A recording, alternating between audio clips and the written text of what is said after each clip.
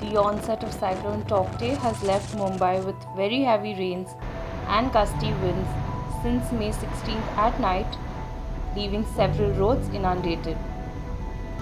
The operation at the city's Chhatrapati Shivaji Maharaj International Airport was suspended for a few hours, and several flights were diverted on May 17th in view of the cyclone alert. The IMD has issued an orange alert for Mumbai, warning of very heavy rains at isolated places with strong winds, as the cyclone is likely to pass close to the Mumbai coast.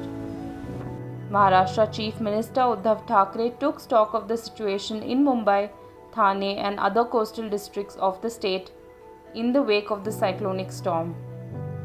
Over 12,000 people living in coastal stretches of Ratnagiri, Sindhudurg and Raigad districts have been shifted to safer places. A red alert has also been issued for Raigad district.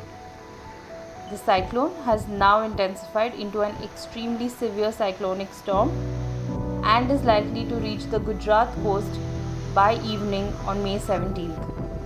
The IMD said that it will cross the Gujarat coast between 8 pm and 11 pm.